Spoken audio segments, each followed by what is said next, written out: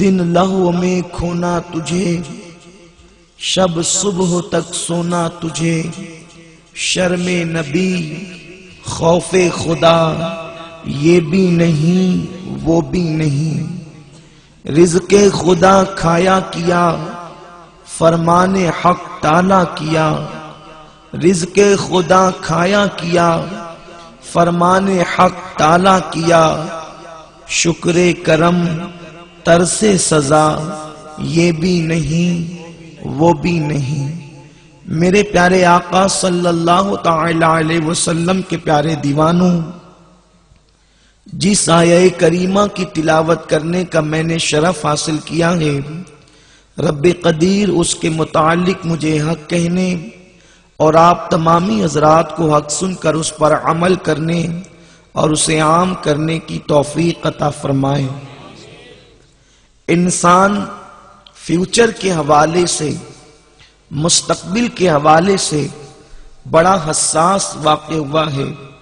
انسان کی طبیعت میں کل کا پلان ہے، کل کا منصوبہ ہے، مستقبل پر انسان کی نظر ہے۔ میرے پیارے آقا صلی اللہ علیہ وسلم کے پیارے دیوانوں، اگر ایک انسان تاجر ہے تو وہ تجارت کی منڈی کے لیے، اگر ایک انسان طالب علم ہے تو وہ ایجوکیشن کے میدان کے لیے، اگر ایک انسان گھر کا ذمہ دار ہے تو وہ گھر کے مستقبل کے لیے فکر مند ہوتا ہے اور وہ مستقبل کا پلان تیار کرتا ہے، وہ کل کا پلان تیار کرتا ہے، اور یقیناً کل کی فکر کرنا یہ انسان کا درجہ امتیاز بھی ہے، یہ انسان کی پہچان بھی ہے۔ انسان دوسری مخلوق سے یہاں یوں بھی ممتاز ہوتا ہے کہ دوسری مخلوق کے پاس کل کا پلان نہیں ہوتا، اور قوم مسلم کے اور انسان کے پاس کل کا پلان ہوا کرتا ہے، بلکہ آج تو دنیا کی قومیں 100 سال کا پلان لے کر کے چل رہی ہے، 200 سال کا پلان لے کر کے چل رہی ہے۔ انسان اپنے پلانوں کو صدیوں پر محیط کرتا ہے۔ میرے پیارے آقا صلی اللہ علیہ وسلم کے پیارے دیوانوں، میں اس کا مخالف نہیں کہ کل کا پلان نہیں بنانا چاہیے، میں اس کا مخالف نہیں کہ میں آپ کو اس سے روکوں کہ کل کا پلان نہ بناؤ، کل کی فکر نہ کرو، یقیناً اس سے منع کرنے کے لیے نہیں آیا۔ لیکن میں ایک سوال آپ کے سامنے رکھنا چاہتا ہوں، تجارت کی منڈی کے لیے کل کا پلان بنانے والوں، گھر کے مستقبل کے لیے کل کا پلان بنانے والوں، اولاد کے لیے کل کا پلان بنانے والوں، قوموں کے لیے کل کا پلان بنانے والوں، دنیا کے لیے کل کا پلان بنانے والوں، معاش اور معیشت کے لیے کل کا پلان بنانے والوں، سماج اور معاشرے کے لیے کل کا پلان بنانے والوں، آپ مجھے بتائیں کہ جس کل کے لیے آپ پلان تیار کر رہے ہیں، جس کل کے لیے آپ پلان بنا رہے ہیں، وہ کل کیا آپ کی زندگی میں آئے گا بھی؟ کیا وہ کل آپ کی زندگی کے اندر آئے گا؟ اس کی گارنٹی کیا ہے کہ وہ کل آپ کی زندگی کے اندر ضرور آئے گا؟ اس محفل میں بیٹھنے والے لوگ یہ گارنٹی نہیں دے سکتے، نہ اہل منبر کے پاس گارنٹی ہے، نہ آپ کے پاس گارنٹی ہے، نہ میرے پاس گارنٹی ہے کہ ہم اس محفل کے اندر بیٹھے ہیں، صلاۃ و سلام تک ہم موجود رہیں گے بھی یا نہ رہیں گے، ہمارا نام زندوں میں ہوگا یا مردوں میں ہوگا۔ میرے پیارے آقا علیہ السلام کے پیارے دیوانوں، ہمیں پل کی خبر نہیں، ہم کل کی بات کیسے کر سکتے ہیں؟ اب آپ مجھے بتائیں، جس کل کا ہم پلان تیار کر رہے ہیں، جس کل کے لیے تگ و دو کر رہے ہیں، جس کل کے لیے کوشش کر رہے ہیں، وہ کل ہماری زندگی میں نہیں آنے والا، لیکن ایک کل ایسا ضرور ہے، ایک کل ایسا ضرور ہے جس کی گارنٹی قرآن نے دی ہے، جس کا اعلان خدا نے کیا ہے، جس کا اعلان مصطفیٰ کریم نے کیا ہے۔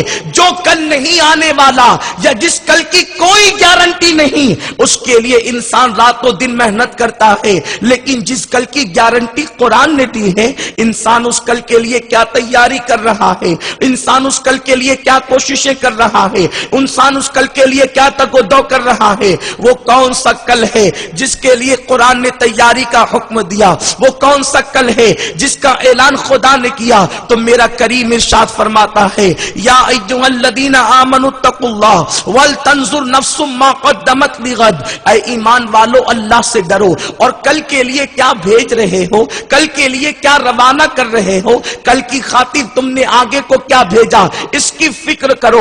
وہ کون سا کل ہے جس کی تیاری کا حکم قرآن دیتا ہے؟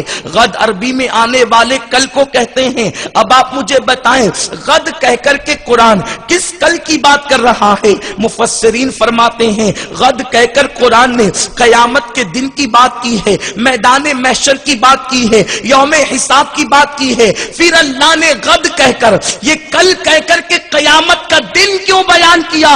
مفسرین فرماتے ہیں کل کا آنا جتنا یقینی ہے اس سے زیادہ قیامت کا آنا یقینی ہے، کل کا آنا جتنا یقینی ہے اس سے زیادہ قیامت کا آنا یقینی ہے۔ میرے پیارے آقا علیہ السلام کے پیارے دیوانوں، اللہ نہ کرے اگر تجارت کی منڈی میں کوئی ناکام ہو جائے تو اس کے دوست اس کا ساتھ دے سکتے ہیں، اس کو آگے بڑھا سکتے ہیں۔ اگر تجارت کی منڈی میں کوئی ناکام ہو جائے تو اس کے ماں باپ اس کا سپورٹ کر سکتے ہیں۔ اگر ایجوکیشن میں کوئی ناکام ہو جائے دوبارہ پاس ہونے کا چانس مل جائے گا، دوبارہ امتحان کی تیاری کا چانس مل جائے گا۔ لیکن قیامت کا امتحان وہ امتحان ہے، محشر کا امتحان وہ امتحان ہے، وہ ایسا ایگزام لینے والا ہے، وہ ایسا امتحان لینے والا ہے، دنیا کا امتحان لینے والا کسی کی شخصیت سے مرعوب ہو سکتا ہے، رشوت لے کر کے پاس کر سکتا ہے یا کچھ معاملات کر سکتا ہے، لیکن قیامت کے دن جو خدا حی و قیوم امتحان لے گا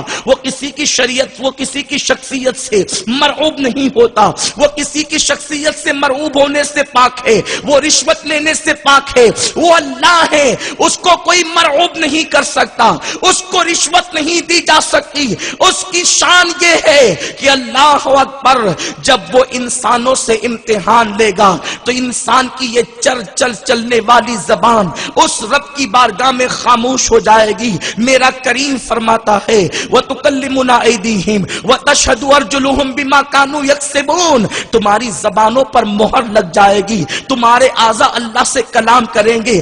انسان یہ سوچے گا یہ اعضاء تو میرے تھے، یہ ہاتھ تو میرے تھے، یہ پیر تو میرے تھے، یہ کان تو میرے تھے، یہ آنکھیں تو میری تھی، یہ میرے خلاف گواہی دے رہے ہیں، یہ میرے اعضاء تھے یا اللہ کے جاسوس تھے، آج یہ میرے ہی خلاف گواہی دے رہے ہیں۔ میرے پیارے آقا صلی اللہ علیہ وسلم کے پیارے دیوانوں، اس کل کے لیے کون سی تیاری کی ہے جس کل کو ماں تمہیں پہچاننے سے انکار کر دے گی؟ اس کل کے لیے کیا تیاری کی ہے جس دن باپ تم سے رشتہ توڑ دے گا؟ اس کل کے لیے کیا تیاری کی ہے جس دن کوئی پڑوسی کسی پڑوسی کے کام نہیں آئے گا، کوئی باپ کسی بیٹے کے کام نہیں آئے گا، کوئی بیٹا کسی باپ کے کام نہیں آئے گا، کوئی بھائی کسی بھائی کے کام نہیں آئے گا، خون کے رشتے ٹوٹ رہے ہوں گے، ماں ایک نیکی دینے سے انکار کر رہی ہوگی، باپ بیٹے سے بھاگ رہا ہوگا۔ اس دن کے لیے کیا تیاری کی ہے جس دن دوست انسان کا دشمن بن جائے گا؟ میرے پیارے آقا صلی اللہ علیہ وسلم کے پیارے دیوانوں، اس کو آخرت کہتے ہیں۔ اللہ اکبر، جہاں کوئی کسی کے کام نہ آئے گا مگر اللہ جسے چاہے۔ میرے پیارے آقا صلی اللہ علیہ وسلم کے پیارے دیوانوں، آج ہم رات رات بھر جرائم کر کے، رات رات بھر گناہ کر کے، رات رات بھر عیاشی کر کے آخرت میں جواب دہی کے تصور کو فراموش کر چکے ہیں، آخرت کو بھول چکے ہیں۔ لیکن وہ صحابہ جن کی زندگی کا ایک ایک لمحہ خشیت ربانی میں گزرا کرتا تھا، عبادت الہی میں گزرا کرتا تھا، جن کا دن گزرتا تھا تو خدا کی رضا کے لیے، جن کی راتیں گزرتی تھی تو اللہ کی رضا کے لیے، ان صحابہ کی زندگی کو تو دیکھیں۔ وہ صحابی جن کو انبیاء کے بعد سب سے افضل ترین مرتبہ خدا نے عطا فرمایا، جسے دنیا سیدنا صدیق اکبر کے نام سے جانتی ہے۔ میرے پیارے آقا صلی اللہ علیہ وسلم کے پیارے دیوانوں، سیدنا ابو بکر صدیق کی ذات وہ وہ ذات ہے جس طرح جنت کا ہونا یقینی ہے، ویسے ابو بکر صدیق کا جنتی ہونا یقینی ہے۔ میرے پیارے آقا صلی اللہ علیہ وسلم کے پیارے دیوانوں، اس صدیق اکبر کو آخرت کی فکر کتنی ہے جس نے پوری زندگی حضور کے قدموں پہ نثار کر دی۔ وہ صدیق اکبر جو دیکھتے تھے تو چہرے مصطفیٰ دیکھتے تھے، وہ صدیق اکبر کسی کی راتیں ممکن ہے مصلی پر گزرتی ہو مگر صدیق وہ ہیں۔ حضرت عائشہ صدیقہ ام المومنین فرماتی ہیں میرے والد جب اللہ کے رسول صلی اللہ علیہ وسلم کو ان کے حجرے تک پہنچانے کے بعد جب گھر کے اندر آتے تو بے چین اور بے قرار ہو کر ایسے تڑپنے لگتے جیسے بغیر پانی کے مچھلی تڑپتی ہے۔ اللہ اکبر، جب گھر میں قرار نہیں آتا تو صدیق اکبر اپنے گھر کو چھوڑ کر کے بارگاہ مصطفیٰ کی طرف بڑھتے، آقائے کریم کے گھر کی طرف بڑھتے، مصطفیٰ کریم کے در کی طرف بڑھتے۔ اللہ کے حبیب صلی اللہ علیہ وسلم کے در دولت پہ پردہ پڑا ہوتا تو صدیق اکبر آقائے کریم کی چوکھٹ پر بیٹھ جایا کرتے تھے، آقائے کریم کی دہلیز پر بیٹھ جایا کرتے تھے، اور کبھی یہ رخسار رسول اعظم کی چوکھٹ پر رکھتے، کبھی دوسرا رخسار رسول اعظم کی چوکھٹ پر رکھتے۔ اسی طرح صدیق کی پوری رات آقائے کریم کی چوکھٹ پر جبھی سائی کرتے ہوئے گزر جایا کرتی تھی۔ آج لوگ کہتے ہیں کہ تم در یار پر سر کیوں جھکاتے ہو، یہ بدعت تم کو کہاں سے ملی؟ تو ہم ان کو بتا دینا چاہتے ہیں کہ در یار پر سر جھکانے کی بدعت ہمیں کہیں سے نہیں ملی، یہ افضل البشر بعد الانبیاء بالتحقیق ابو بکر کی سنت سے ہمیں ملی ہے کہ ہم در یار پر اپنے سر کو جھکا دیتے ہیں۔ اسی لیے تو حضور مفتی اعظم فرماتے ہیں سنگ در جانا پر کرتا ہوں جبھی سائی، سجدہ نہ سمجھ نجدی سر دیتا ہوں نذرانہ۔ نعرہ تکبیر اینڈ ریکارڈنگ، نعرہ رسالت، عظمت مصطفیٰ، میرے پیارے آقا صلی اللہ علیہ وسلم کے پیارے دیوانوں، صدیق اکبر کبھی یہ رخسار در رسول پر رکھتے، پوری رات اسی طرح گزر جاتی۔ جب صبح ہوتی میرے سرکار اپنے در دولت سے کاشانہ اقدس سے باہر تشریف لاتے اور صدیق کو اپنی چوکھٹ پر پڑا ہوا پاتے تو میرے رسول اپنے یار گار، اپنے یار باوفا صدیق کو پوچھتے ابو بکر کون سی ضرورت تم کو میری چوکھٹ پر لائی ہے، کون سی ضرورت تم کو میرے در پر لائی ہے؟ صدیق کہتے یا رسول اللہ آپ کے بغیر دل نہیں لگتا، آپ کے بغیر دل نہیں لگتا۔ اللہ اکبر۔ صدیق کہتے آقا بس یہ تمنا آپ کی چوکھٹ پر لائی ہے جب صبح ہوگی تو ابو بکر سب سے پہلے اگر کسی کا چہرہ دیکھے گا تو چہرہ مصطفیٰ دیکھے گا، ابو بکر سب سے پہلے چہرہ مصطفیٰ دیکھے گا، اور صبح کے وقت غلاموں میں حضور سب سے پہلے کسی کو دیکھیں گے تو ابو بکر کا چہرہ دیکھیں گے۔ آقا اسی لیے میں آپ کی چوکھٹ پر آ جاتا، میرے پیارے آقا علیہ السلام کے پیارے دیوانوں، کسی کی صبح کسی کو دیکھتے ہوئے ہوتی، کسی کی صبح کسی کو دیکھتے ہوئے ہوتی، لیکن صدیق کی صبح وہ ہے رات میں سب سے اخیر میں چہرہ مصطفیٰ دیکھتے اور صبح کو سب سے پہلے چہرہ مصطفیٰ دیکھتے۔ یہ صدیق کی صبح ہے، یہ صدیق کی شام ہے، یہ صدیق کی صبح ہے، یہ صدیق کی رات ہے۔ اس کے باوجود بھی صدیق اکبر کی آخرت کی فکر کیا ہے؟ اللہ اکبر۔ محشر کا دولہ جس کے سر پر شافعی یوم النشور کا تاج سجا ہے وہ محشر کا تاجدار صدیق کا یار ہے، لیکن اس کے باوجود صدیق اکبر ایک مرتبہ ایک باغ کے قریب سے گزرتے ہوئے چڑیوں کو چہچہاتے دیکھتے ہیں تو کہتے ہیں اے چڑیوں تم کتنی خوش نصیب ہو، اے چڑیوں تم کتنی خوش نصیب ہو۔ اور یہ کہنے کے بعد ابو بکر کی آنکھوں سے آنسو جاری ہو گئے۔ احباب ساتھ میں تھے، صدیق سے پوچھا ابو بکر آپ چڑیوں کو خوش نصیب کہہ کر روتے ہیں، رونے کی وجہ کیا ہے؟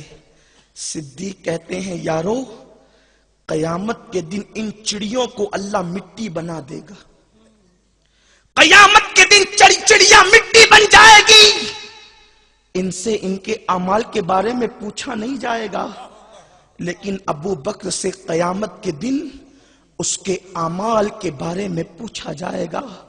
میں اللہ کو کیا جواب دے سکوں گا؟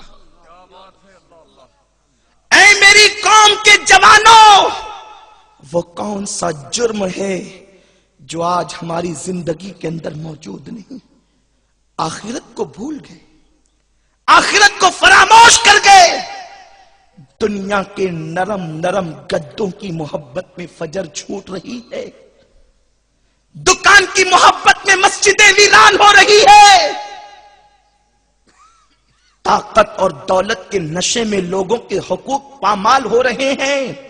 اللہ کے رسول صلی اللہ علیہ وسلم سے پوچھا گیا، یا رسول اللہ، جب اللہ حساب لے گا وہ ہم سے کیا کیا پوچھے گا؟ رب ہم سے کیا کیا سوال کرے گا؟ رب ہم سے کیا کیا پوچھے گا؟ میرے سرکار غیب دا نبی صلی اللہ علیہ وسلم نے فرمایا، اگر کسی نے کسی کی دیوار کو کھرچا ہوگا اور دیوار کے کھرچنے کے بعد اس کے ناخن میں جتنی مٹی آئے گی، اس مٹی کے بارے میں بھی اللہ تم سے سوال کرے گا، اس مٹی کے بارے میں بھی اللہ تم سے پوچھے گا۔ میرے پیارے آقا صلی اللہ علیہ وسلم کے پیارے دیوانوں، موبائل کو لے کر کے گیم کھیلتے بیٹھ گئے، موبائل کو لے کر کے انٹرنیٹ کے اندر گندی تصویریں دیکھتے ہوئے بیٹھ گئے، کبھی رات کے 3 بجے تک ہیرو اور ہیروئن کو ننگا اسکرین پر تھرکتا ہوا دیکھتے بیٹھ گئے۔ کیا کر رہے ہو؟ مولانا ٹائم پاس کر رہے ہیں۔ جس کے لیے آخرت کی تیاری کا حکم دیا گیا، اس قوم کو اتنا وقت کیسے مل گیا کہ وہ قوم ٹائم پاس کر رہی ہے؟ میرے پیارے آقا علیہ السلام کے پیارے دیوانوں، ٹائم پاس کرنے والوں کے لیے میں صرف ایک بات پیش کرنا چاہتا ہوں تاکہ ہمیں عبرت کے طور پر کچھ پیغام مل جائے۔ میرے پیارے آقا صلی اللہ علیہ وسلم کے پیارے دیوانوں، امید ہے کہ دل کے کانوں سے آپ سنیں۔ حالانکہ آپ کی سرزمین پر ایک سے خطبہ بلکہ میدان آسمان خطابت کے شموس و اقمار آپ کی سرزمین پر موجود ہے۔ میں تو فقیر قادری نہ کوئی خطیب ہوں، نہ بولنے کا انداز ہے، لیکن ٹوٹے پھوٹے جملے لے کر کے حاضر ہوا ہوں۔ امید ہے کہ آپ توجہ کے ساتھ سنیں گے، اس لیے کہ خطابت کا انداز تو شمس العلماء جانتے ہیں، خطابت کا انداز تو آپ کے خطبہ جانتے ہیں۔ ہم تو ایک فقیر قادری بغداد کی چوکھٹ کے گدا ہیں اور اپنے دادا جان غوث پاک کی خیرات لے کر آپ کی بارگاہ میں ٹوٹے پھوٹے جملے لے کر کے آئے ہیں تاکہ کسی کے دل میں کچھ اتر جائے۔ ٹائم پاس ہم کر رہے ہیں، کہاں؟ سیریل دیکھ کر ٹائم پاس کر رہے ہیں، فلمیں دیکھ کر ٹائم پاس کر رہے ہیں، انٹرنیٹ پر گندی گندی تصویریں دیکھ کر، یعنی حرام اور ناجائز کاموں میں ٹائم پاس۔ اور اس کے بعد لوگ بہت مہذب طریقہ اختیار کرتے ہیں گناہ کا۔ میں نے موبائل ہاتھ میں لے لیا، گندی فلمیں دیکھ رہا ہوں، پکڑے جانے کی کا کوئی جو ہے وہ خطرہ نہیں، فلمیں اپنے گھر میں بیٹھ کر دیکھ رہا ہوں، پکڑے جانے کا کوئی خوف نہیں۔ میں کہتا ہوں اپنے ہی جیسے انسانوں سے بچ کر گناہ کرنے والوں، میں تم سے پوچھتا ہوں، تم علماء سے بچ گئے، تم صلحاء سے بچ گئے، تم ماں باپ کی نگاہوں سے بچ گئے، یہ تو تمہاری طرح انسان ہے، لیکن کیا تم گناہ کرتے ہوئے خدا کی نگاہوں سے بھی بچ سکتے ہو؟ خدا کی نگاہ سے بھی بچ سکتے ہو؟ اگر تحت الثری کی تہ میں جا کر گناہ کرو گے تب بھی اللہ دیکھ رہا ہے، پہاڑوں کی بلندیوں پر جا کر گناہ کرو گے تب بھی اللہ دیکھ رہا ہے۔ اور سن لو، اللہ کے رسول صلی اللہ علیہ وسلم نے ارشاد فرمایا، البر لا یبلا والذنب لا ینسا والدیان لا یموت اعمل ما شئت کما تدین تدان۔ نیکی کبھی پرانی نہیں ہوگی، گناہ کبھی بھلایا نہیں جا سکتا، اور جو تمہیں بدلہ دینے والا ہے، جو ہر وقت تمہیں دیکھ رہا ہے، وہ کبھی مرنے والا نہیں ہے، وہ حی جو قیوم ہے۔ اس نے بڑے بڑے رستم کو مٹی میں ملا دیا، اس نے بڑے بڑے تاجداروں کی قبروں کے نشان مٹا دیا۔ کہاں ہے وہ لوگ جو اپنے حرم میں 700 کنیزیں رکھتے تھے؟ آج ان کے محل کے کھنڈرات بھی موجود نہیں، اگر اپنی دولت کے بلبوتے پر تم عیاشی کرنے کے لیے نکلے ہو تو تم زیادہ سے زیادہ پتھر کے بیوپاری ہو، لیکن وہ لوگ تو شہنشاہان وقت تھے، وہ لوگ تو تاجدار تھے، وہ لوگ تو بادشاہ تھے جن کی 700 بیویوں کے سنگھار کا عالم یہ تھا، اگر وہ کسی فنکشن میں جاتی تو بالوں بال موتی پروئے جاتے تھے، ان کی خواتین کو دودھ سے نہلایا جاتا تھا۔ نہ آج ان کی وہ شان رہی، نہ آج ان کی وہ شوکت رہی، نہ آج ان کا وہ معاملہ رہا۔ اچھی طرح ذہن نشین کر لو، عیاشیاں کرنے والے نہ زمین کے اوپر عزت پاتے ہیں، نہ زمین کے اندر سکون پاتے ہیں۔ گناہ کر کے نہ کسی کو عزت ملی ہے، نہ تمہیں عزت مل سکتی ہے۔ گناہ کر کے نہ قبر کے اندر کسی کو سکون ملا ہے، نہ تمہیں سکون مل سکتا ہے۔ اپنی جوانی پہ نہ اترانا، اپنی جوانی پر اترانے والوں، امام غزالی رحمت اللہ علیہ فرماتے ہیں میرے استاد نے ایک جوان کو تکبر سے زمین پر دندناتے چلتے دیکھا تو استاد نے کہا اے نوجوان، اس طرح تکبر کسی کو زیبا نہیں ہے۔ آج حسن مل جائے، جوانی مل جائے، طاقت مل جائے تو لوگ پتہ نہیں اپنے آپ کو کیا سمجھتے ہیں۔ امام غزالی کے استاد نے کہا یہ زیبا نہیں ہے۔ اس نے جواب دیا آپ مجھے پہچانتے نہیں میں کون ہوں؟ جوانی تھی، شباب تھا، بے باک تھا، مالدار باپ کا بیٹا تھا، حسن تھا، دولت تھی۔ کہنے لگا آپ مجھے پہچانتے نہیں میں کون ہوں؟ امام غزالی فرماتے میرے استاد نے جواب دیا میں تجھے بہت اچھی طرح پہچانتا ہوں، تو کون ہے؟ بہت اچھی طرح پہچانتا ہوں تو کون ہے؟ اس مالدار جوان نے جب تکبر آمیز لہجے میں کہا بتائیں پھر میں کون ہوں؟ امام غزالی کہتے میرے استاد نے کہا تیری ابتدا پانی کا ناپاک قطرہ ہے اور تیری انتہا قبر کی سڑی ہوئی مٹی ہے۔ تجھے بہت اچھی طرح جانتا ہوں تو کون ہے؟ ارے جس کی ابتدا پانی کا ناپاک قطرہ ہو اور جس کی انتہا قبر کی سڑی ہوئی مٹی ہو، پھر اس کو کیا زیب دیتا ہے کہ وہ تکبر کرے؟ اور سنو تمہاری اور میری حقیقت بھی یہی ہے، ابتدا پانی کا ناپاک قطرہ، انتہا قبر کی سڑی ہوئی مٹی، لیکن پھر انسان افضل کیوں ہے، اشرف کیوں ہے؟ تو سن لو، اگر دامن میں تقدس ہے، نگاہ میں پاکیزگی ہے، دل میں خوف خدا ہے اور خدا کو منا لیا تو تم فرشتوں سے افضل کر دیے گئے، اور خدا کو نہ منا سکے اس کو ناراض کر دیا تو جانور سے بدترین کر دیے گئے۔ یہ ناپاک قطرے کو عزت ملتی ہے تو خشیت ربانی سے، اس ناپاک قطرے کو عروج ملتا ہے تو خدا کو منانے سے۔ میرے پیارے آقا علیہ السلام کے پیارے دیوانوں، جب کوئی یار منا لینا، جب کوئی خدا کو منا لینا تو پھر اس کی شان کیا ہو جاتی ہے۔ میں اپنی گفتگو پہ واپس لوٹوں گا لیکن عرض کروں، سیدی اعلیٰ حضرت لکھتے ہیں سلطان العارفین حضرت بایزید بستامی اپنے گھر کے اندر اپنی خانقاہ میں گھٹنوں پر کھڑے ہو کر آسمان کی طرف دیکھ کر رو رہے ہیں اور پانی کے آنسو کی بجائے خون کے آنسو نکل رہے ہیں آنکھ سے۔ رونا یہی ہے کہ انسان سب کو پہچاننے چلا، وہ اپنے آپ کو نہیں پہچانتا۔ جھگڑے اسی پر ہیں، اختلاف اسی کا ہے، رونا اسی کا ہے۔ اگر انسان اپنے آپ کو پہچان لینا پھر وہ خدا کو پہچان لیتا ہے۔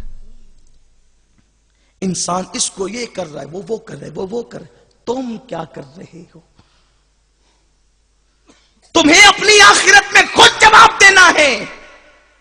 قرآن کہتا ہے یا ایھا الذین آمنوا علیکم انفسکم، ایمان والو تم اپنی آپ کی فکر کرو۔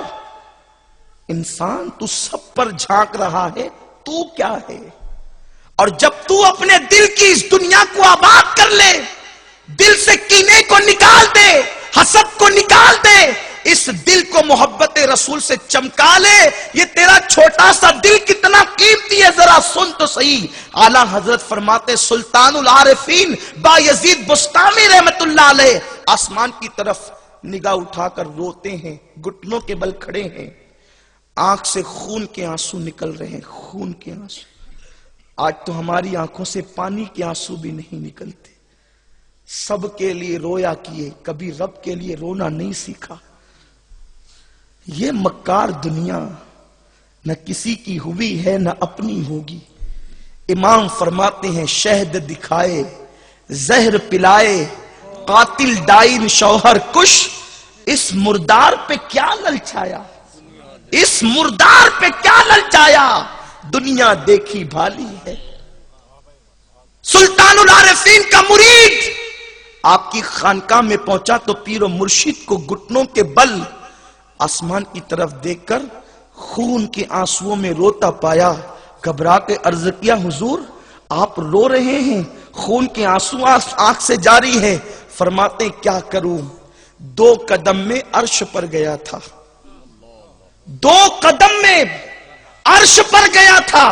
ارے ذرا دیکھ بھی تو لو کہ جن کے دل صاف ہو جاتے ہیں ان کی پرواز کتنی بلند ہو جاتی ہے, ان کو کتنی بلندی ہو. آپ دنیا کی شہرت پہ لڑ رہے ہیں, آپ دنیا کی عزت پہ لڑ رہے ہیں. یہ دنیا کی عزت تو اشتہار ہے, خاک ہے, اس کو پیروں تلے کچل دو, دلوں کی دنیا کو صاف کر لو, انشاءاللہ پرواز عرش تک بلند ہو جائے گی.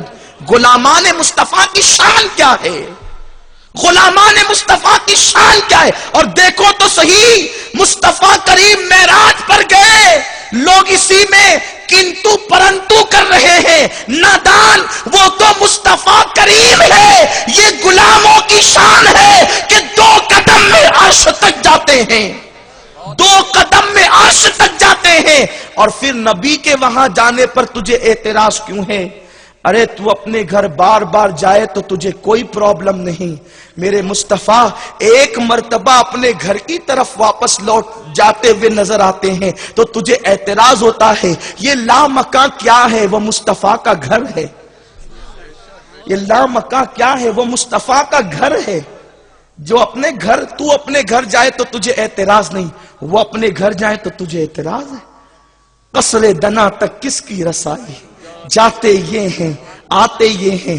اور یہ ایک مرتبہ تو کہنے کو ہے, ورنہ ان کی شان تو یوں ہے, وہ سو جائیں تو معراج منامی, وہ جاگے تو خدا سے ہم کلامی. میرے پیارے آقا علیہ السلام کے پیارے دیوانوں, تو سیدنا بایزید بستامی کہتے ہیں میں 2 قدم میں عرش پر گیا. جب عرش پر گیا تو میں نے عرش سے مل کر کے یوں محسوس کیا, عرش بے چین ہے, عرش بے قرار ہے, اور ایسے بے قرار ہے عرش جیسے جنگل میں پیاسا بھیڑیا پانی کے لیے بے چین ہوتا ہے اور پانی کے لیے بے قرار ہوتا ہے. میں نے عرش سے پوچھا اے عرش تو بے چین کیوں ہے, تو بے قرار کیوں ہے؟ تو عرش جواب دیتا ہے جس خدا کی تلاش میں تم یہاں تک آئے ہو اس خدا کو میں بھی ڈھونڈ رہا ہوں, میں بھی اس کو تلاشتا ہوں کہ وہ کہاں ہے. حضرت بایزید کہتے ہیں میں نے سرد آنکھ کھینچی اور کہا کہ مجھے تو پتا دیا جاتا ہے الرحمن علی العرش استوى, کہ رحمان نے عرش پہ استوا کیا جیسا کہ اس کی شان کے لائق ہے.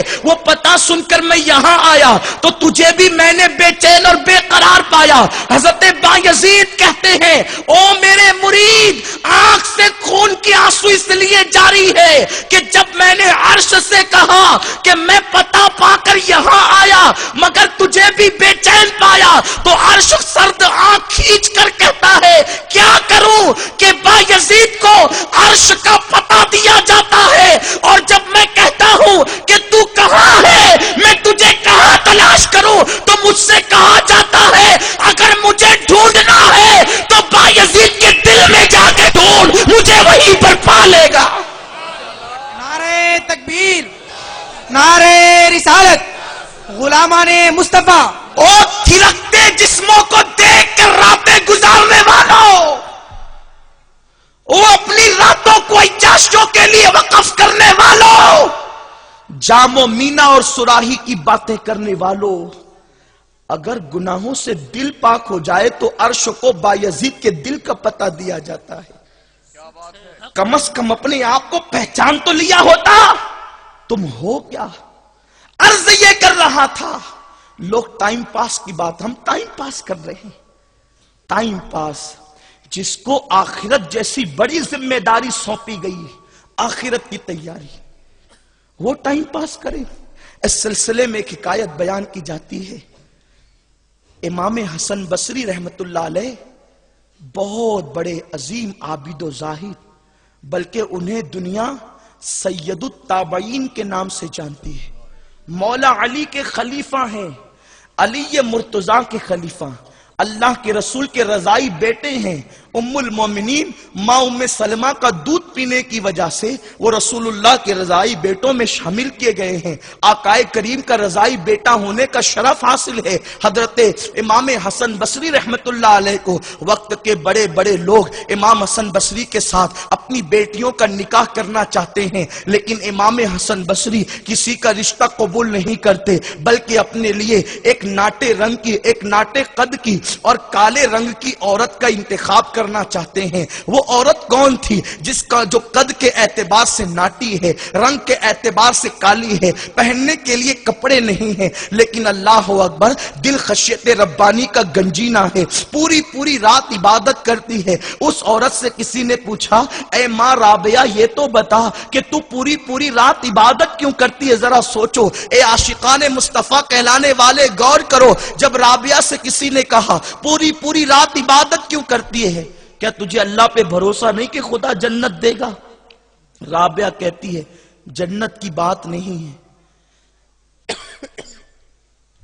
जन्नत की बात नहीं है, बात इतनी है कि मैं इसलिए इतनी कसरत के साथ रातों को इबादत करती हूं और दिन को, कि जब कयामत के दिन सारे नबियों की उम्मतें इबादत लेकर आएगी तो उस वक्त मेरी इबादत को देख करके अल्लाह ये फरमा दे कि ऐ अंबिया की उम्मतों, तुम्हारे मर्दों ने उतनी इबादत नहीं की जितनी मेरे महबूब की उम्मत में एक औरत ने इबादत की है। तो मेरी इबादत के गलगले से मेरे शान वाले नबी का सर फख्र से मजीद ऊंचा हो जाए, इसलिए मैं इतनी कसरत के साथ इबादत करती हूं।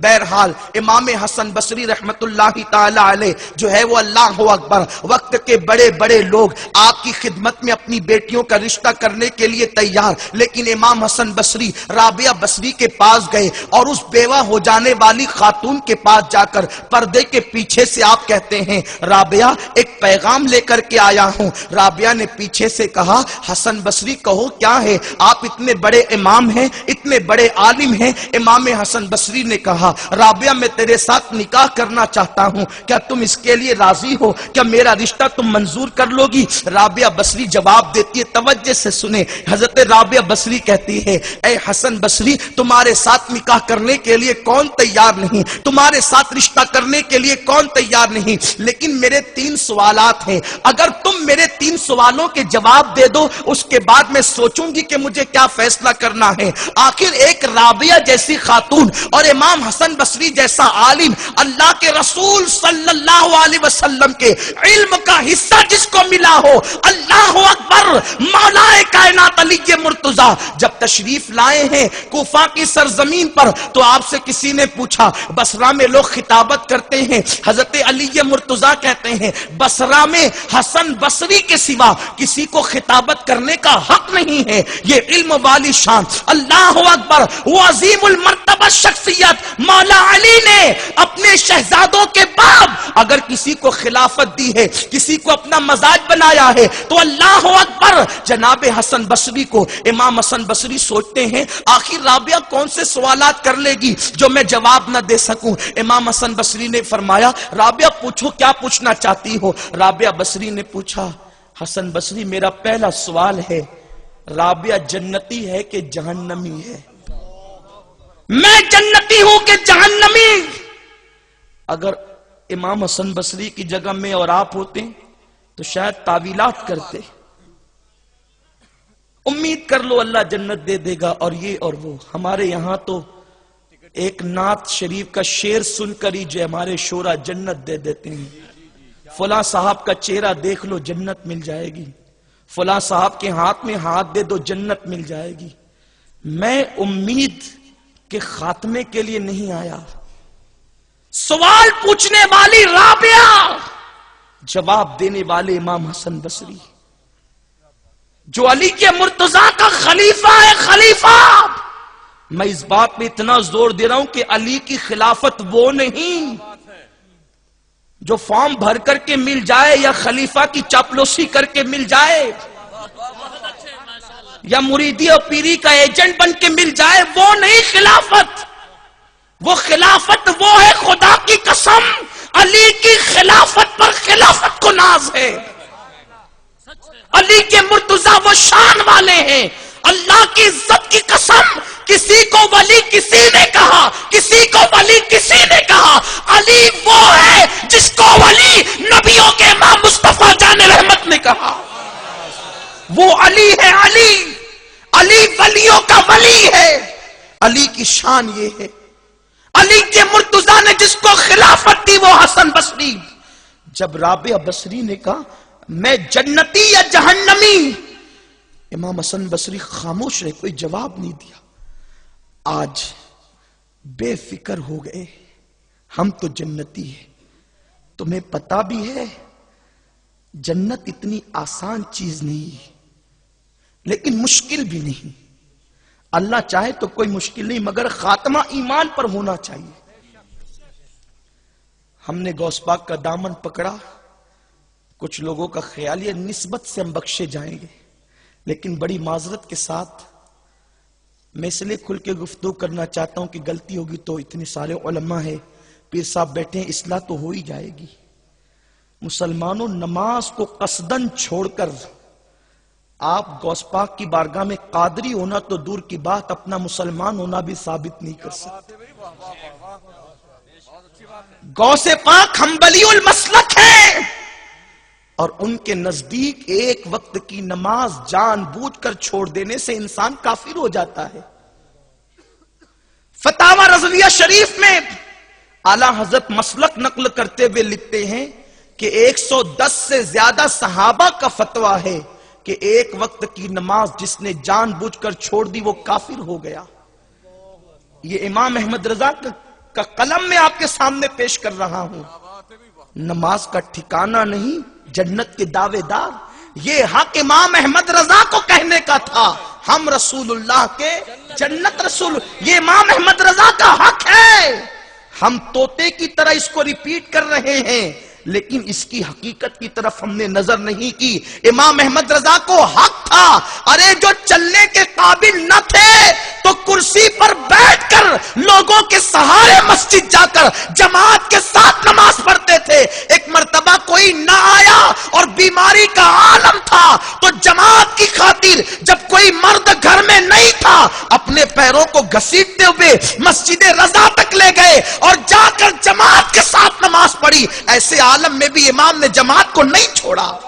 اس منزل پر پہنچ کر بندہ حق حاصل کرتا ہے. ہم رسول اللہ کے، جنت رسول اللہ کی. پہلا مصرع کہنے کا حق ہم سب کو ہے.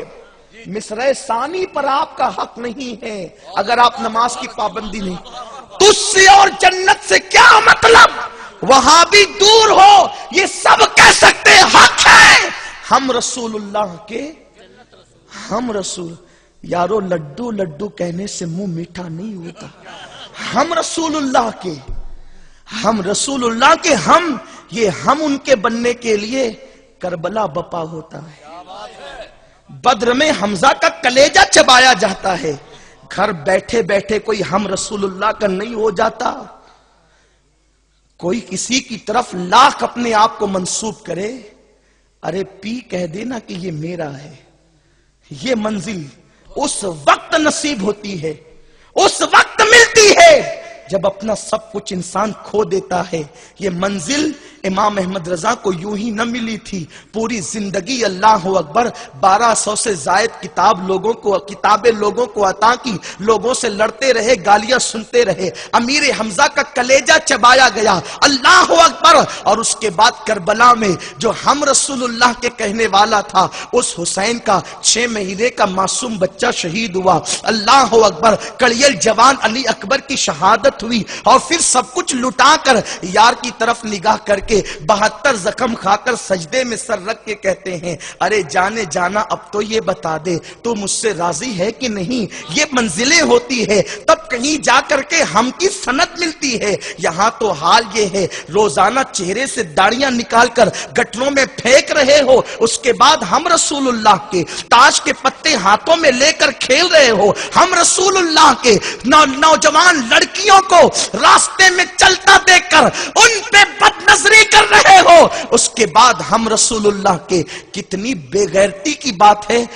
عشق اتنا باغیرت ہوتا ہے, عشق اتنا باغیرت ہوتا ہے کہ جب عشق ہوتا ہے تو سوائے محبوب کے کوئی نظر ہی نہیں آتا. عشق ہوتا ہے تو محبوب کے سوا کوئی نظر ہی نہیں آتا. تم کیسے عاشق ہو؟ تھرکتی ہوئی لڑکیوں کو اسکرین پر جب تک نہیں دیکھتے قرار نہیں ملتا. عشق کی غیرت تمہیں پتا ہے؟ زلیخا نے اپنے ہار کا نام یوسف رکھا, اپنے آئرنگ کو یوسف کہا, اپنے گلاس کو یوسف کہا, اپنی گھر کی اشیاء کو یوسف کہا. لوگ کہتے ہیں زلیخا جس کو دیکھتی یوسف کہتی. صوفیہ کہتے ہیں زلیخا کسی کو بھی دیکھ کے یوسف نہیں کہتی تھی. حسن یوسف میں اتنی ڈوب چکی تھی کہ گلاس کو دیکھتی تھی تو گلاس نہیں نظر آتا تھا, گلاس میں جلوہ یوسف نظر آتا تھا تو دیکھ کر کے گلاس کو بھی یوسف کہتی تھی. ہار دیکھتی تھی تو جلوہ یوسف نظر آتا تھا, ہار کو بھی یوسف کہتی تھی. اور ہمارا حال تو یہ ہے معاذ اللہ, آج کل ہمارے نوجوان لڑکے لڑکیوں سے فون پہ لمبی لمبی گفتگو کریں, بیٹیوں کو پارک میں لے کر گھومیں. وہ نوجوان جو دوسروں کی عزت کو تحفظ دیتے تھے آج وہ اپنی قوم کی بیٹیوں کی آبرو لوٹنے پر لگ چکے. بڑی معذرت کے ساتھ زیر لب مسکرانے والوں بے حیائی کے جملے کہنے نہیں آیا, لیکن سن لو کما تدین و تدان, تم جیسا کرو گے تمہارے ساتھ ویسا ہی کیا جائے گا. کسی کی بہن کو پارک میں لے جانے سے پہلے اپنی بہن کو یاد کر لینا, کسی کی بہن کو دھکا دینے سے پہلے اپنی بہن کو یاد کر لینا, کسی کی بیوی سے فون پر شہوانی گفتگو کرنے سے پہلے اپنی بیوی کی آبرو کو یاد کر لینا, کیونکہ یہ جملے میرے رسول کے ہیں. کما تدین و تدان, تم جیسا کرو گے تمہارے ساتھ ویسا ہی کیا جائے گا. دوسرے کی بہن کے ساتھ افیئر کرنے والے تیری بہن بھی کبھی محفوظ نہ رہے گی.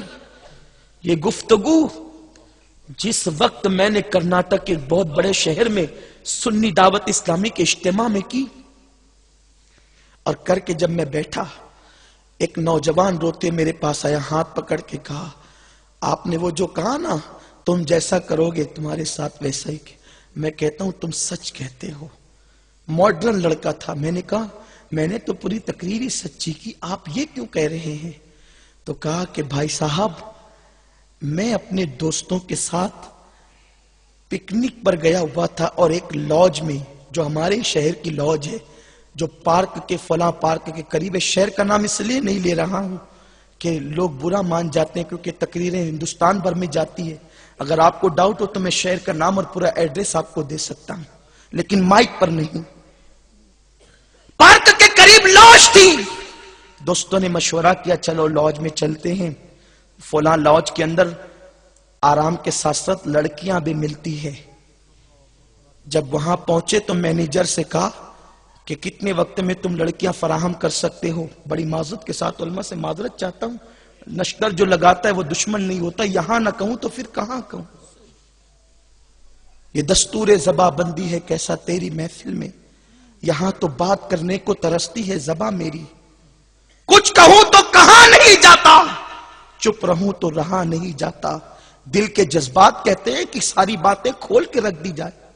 اے میری قوم کے جوانوں, دل کے کانوں سے سنو اس جوان نے جو داستان بیان کی کہ جب ہم لاج کے مینیجر کے پاس پہنچے اور کہا جتنی جلدی ہو سکے کتنے ٹائم میں لڑکیاں منگا سکتے ہو. اس نے کہا پہلے فوٹو دیکھ کر پسند کر لو, پھر جتنی جلدی میں کہو گے لا دیں گے. کیونکہ آج پکنک کا مطلب شراب اور لڑکیوں کے علاوہ رہ کیا گیا.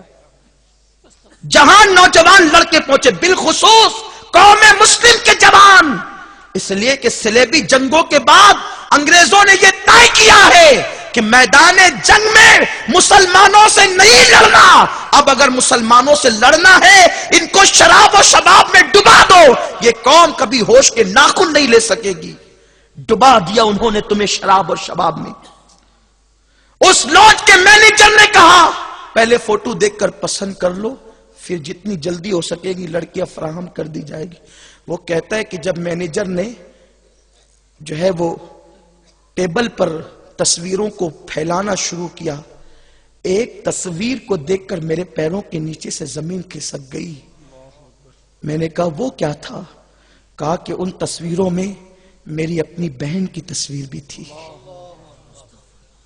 اے میری قوم کے جوانوں، آج بچیوں کی آبرو لٹ رہی ہے۔ مسلم بچیوں کی عزت بکریوں سے زیادہ سستی کر دی گئی ہے۔ مشرکین کا تو پلان ہے تنظیم کا، اس تنظیم کا نام بھی کیا لوں کہ مسلم بچیوں کے پیٹ میں غیر مسلم لڑکوں کے حرام بچے پلنے چاہیے۔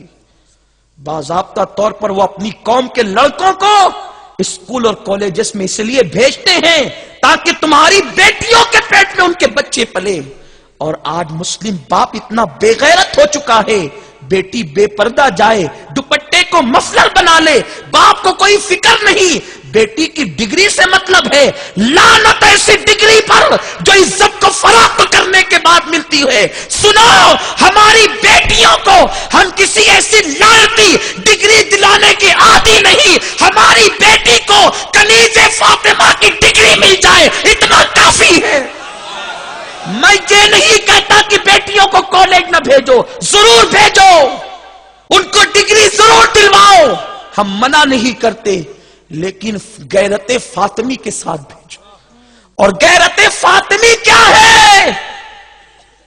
سیدہ فاطمہ میرے نبی کی بیٹی ہے، اور فاطمۃ الزہرا سلام اللہ علیہا کی غیرت کا عالم یہ ہے کہ ان کے سر کے دوپٹے کو، سر کو نہیں، سر کے دوپٹے کو کبھی چاند و سورج نے بھی نہیں دیکھا، چاند و سورج نے بھی نہیں دیکھا۔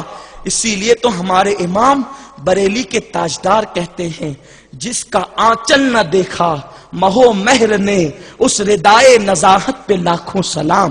ارے جس کے سر کے دوپٹے کو چاند و سورج نہ دیکھے وہ سیدہ فاطمہ کی ذات ہے۔ اور ہماری بیٹیاں سراپا بے پردہ ہو کر کے اور چھوٹے آستین کے کپڑے پہن کر کے، باریک باریک اور پتلے پتلے لباس پہن کر کبھی کالج میں جائے، کبھی بازاروں میں جائے، کبھی معاذ اللہ فنکشنوں میں جائے، اور باپ کو فکر نہیں، بھائی کو فکر نہیں، شوہر کو فکر نہیں۔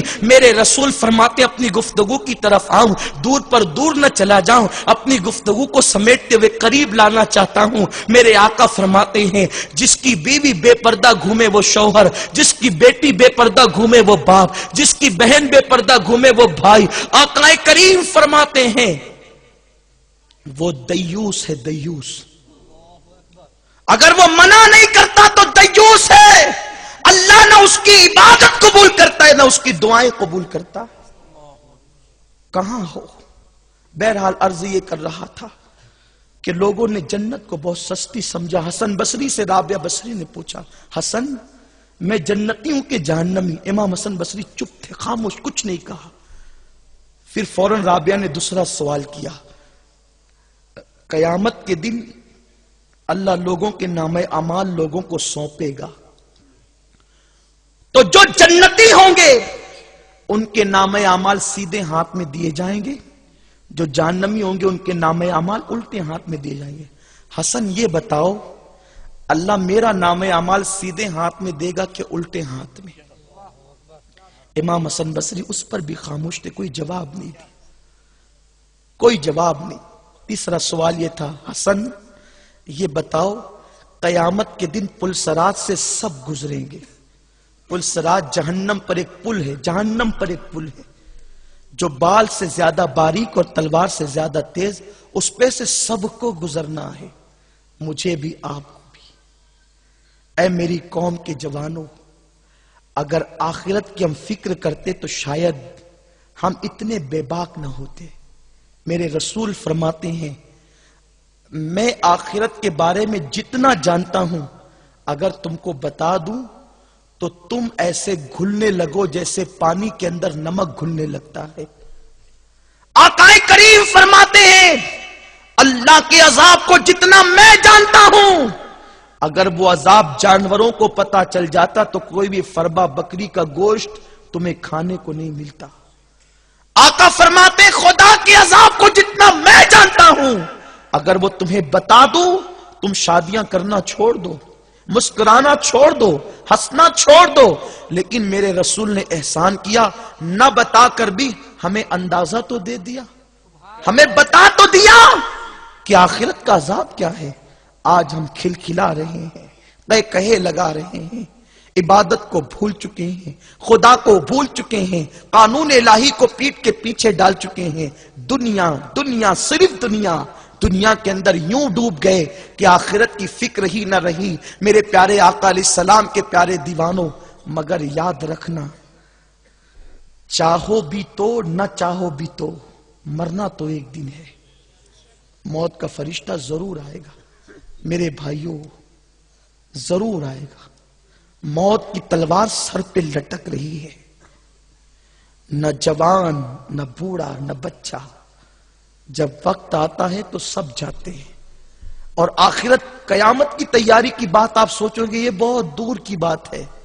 جس کو موت آ گئی اس کی قیامت اسی دن آ گئی, کیونکہ موت کے بعد پھر کوئی آخرت کی تیاری نہیں کر سکتا. وہ موت جس نے شیرین اور فرحاد کی داستان کو قصہ پارینہ بنا دیا, وہ موت جس نے لیلا اور مجنو کی داستان کو ماضی کا بھولا ہوا قصہ بنا دیا, وہ موت جس نے بڑے بڑے تاجداروں کے ناموں کو ختم کر دیا, وہ موت جس نے باپ اور بیٹے میں جدائی پیدا کی, وہ موت جس کا منظر دیکھنے کے بعد مولا علی یہ کہنے لگے فاطمہ کی موت کے بعد مجھے یقین ہو گیا کہ دنیا میں اللہ اس کے رسول کے سوا کوئی اپنا نہیں ہے. وہ نکاح, کون سا نکاح؟ جو نکاح عرش پر ہوا تھا, جس کا انتخاب خدا کی مرضی پر ہوا تھا. وہ علی جو فاطمہ کا نکاح, جس کے بارے میں بعض محققین کی رائے یہ ہے کہ نکاح کے موت کے بعد بھی وہ نکاح ٹوٹے گا نہیں. محققین کی اپنی اپنی رائے ہے. اب میں آپ کو اس تحقیقی معاملے میں الجھانا نہیں چاہتا. تمہیں پتا ہے کہ جس وقت سیدہ فاطمہ کی موت کا وقت آیا, ہم موت کے قائل ہیں, اللہ کے بندے موت کے مزے کو چکھتے ہیں, یہ اور بات ہے. پھر خدا اپنے کرم سے ان کو زندگی عطا فرما دیتا ہے. لیکن جب سیدہ فاطمہ کی موت کا وقت آیا, علامہ عبدالرؤف مناوی رحمت اللہ علیہ فرماتے ہیں فاطمہ نے غسل کیا اور غسل کر کے اپنی کنیز جو ہے فضہ سے کہا, فضہ دیکھو میں نے پوری زندگی اپنے جسم کو چھپایا, خبردار موت کے بعد کوئی میرا جسم نہ دیکھے, اس لیے میں نے غسل کر لیا ہے, اب موت کے بعد کوئی مجھے غسل نہ دے. حالانکہ محققین نے اس سے ہٹ کر بھی تحقیقیں پیش کی ہے, لیکن میں علامہ عبدالرؤف مناوی کی تحقیق پیش کر رہا ہوں. انہوں نے فرمایا کہ میں نے غسل کر لیا ہے, اب کوئی مجھے غسل نہ دے تاکہ میری موت کے بعد بھی میرے جسم کو کوئی نہ دیکھے, اور لوگوں کو زیادہ کوئی اطلاع نہ کرنا کہ کہیں بہت زیادہ لوگ میرے جنازے پر اکٹھا ہو جائے اور لوگوں کی نگاہیں میرے جنازے پہ جم جائے, تھوڑے لوگ مجھے قبرستان تک لے جانا اور خدا کو سونپ دینا. اللہ اکبر. مولا کائنات علی مرتضی شیر خدا, وہ جوڑا جس کا انتخاب خدا نے کیا, یعنی اللہ رب العزت نے اپنے حبیب کے پاس جبریل کو بھیج کر فرمایا کہ فاطمہ کا نکاح علی کے ساتھ کر دیا جائے. پہلے عرش پہ کیا, پھر فرش پہ کیا گیا, اور اس نکاح کی برکتیں یہ ہے جنت کے درختوں کو ہلایا گیا, جتنے پتے جھڑے اس پتوں کے برابر لوگوں کو فاطمہ کے مہر میں جہنم سے آزاد کر دیا گیا. وہ برکت والا نکاح, نہ ایسا نکاح اس سے پہلے ہوا نہ اس کے بعد لوگ دیکھیں گے. وہ فاطمۃ الزہرا کا نکاح, مولا علی جنازے کے پیچھے پیچھے چلتے چلتے ایسے روتے ہیں جیسے علی کو کسی بچھو نے ڈنک مار لیا ہو. علی تڑپتے ہیں, حسنین کریمین رو رہے ہیں. حضرت ابو سعید خدری فرماتے ہیں کہ جب فاطمۃ الزہرا سلام اللہ علیہا نبی کی بیٹی، وہ بیٹی جس کے بارے میں حضور فرماتے ہیں الفاطمۃ بدغۃ منی، فاطمہ میرے جگر کا ٹکڑا ہے، اس فاطمہ کو علی نے قبر میں لٹایا اور قبر میں لٹانے کے بعد کنارے کھڑے ہو کے کہتے ہیں فاطمہ فاطمہ فاطمہ، کوئی جواب نہیں آیا قبر سے۔ علی روتے ہوئے پلٹ کر کہتے ہیں برگے لگا دو، مٹی ڈال دو۔ آج فاطمہ نے بتا دیا خدا کے سوا، اس کے رسول کے سوا کوئی اپنا نہیں ہے دنیا میں۔ لوگوں نے پوچھا علی یہ کیوں کہتے ہو؟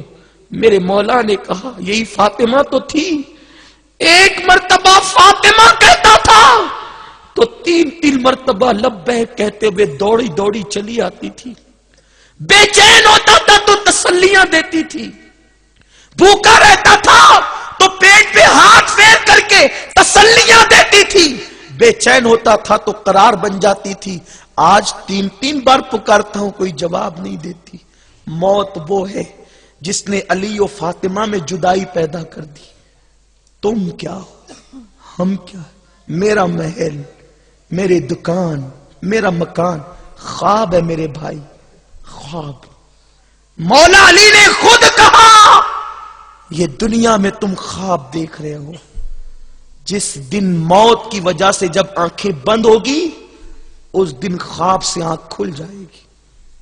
آنکھیں کھول کے خواب دیکھنے والوں، بالکل تمہاری اور ہماری مثال یوں ہے جیسے ایک غریب مفلس نادار پیوندار کپڑے ہوئے ٹاٹ پہ سونے والا سویا، اچانک آنکھیں بند ہوئی، خواب دیکھنا شروع کیا، میرا محل میں بادشاہ بن گیا پوری دنیا کا، نوکر چاکر غلام ایک سے غذا کھانے کار، ہوائی جہاز پلین سب ہے، خوش ہو رہا تھا۔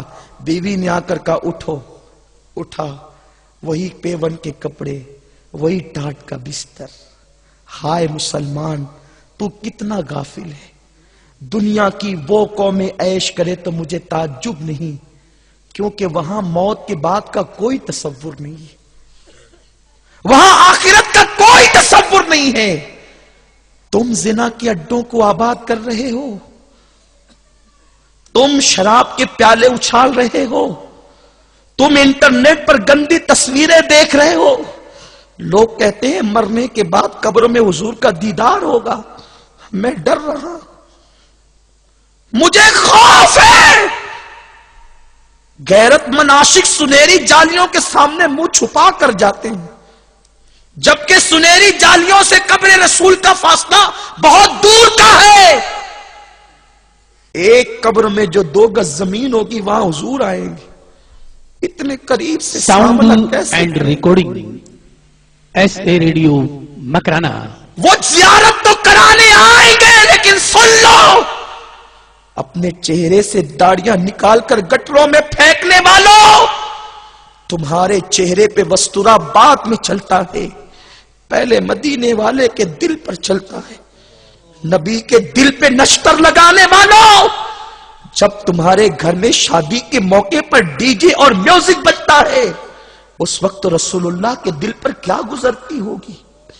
جب تم کسی کنواری لڑکی کو فون کر کے دعوت گناہ دیتے ہوں گے اس وقت اس رسول کے دل پہ کیا گزرتی ہوگی؟ اس رسول نے پوری رات تمہارے اور میرے لیے مغفرت کی دعائیں کی ہیں۔ ام المومنین ماں عائشہ فرماتی ہے پیر سوج جاتے، میں کہتی حضور پیر سوج گئے بس بھی کیجئے، میرے رسول کہتے نہیں عائشہ میری امت بہت گنہگار ہے، مجھے رو لینے دے، اپنی امت کے لیے سوال کر لینے دے۔ ماں عائشہ کہتی وہ سوجے ہوئے پیر رسول اللہ کے پھٹ جاتے، اس سے خون کی پھواریں نکلنے لگتی۔ بتاؤ آج اس رونے کا یہ صلہ دیا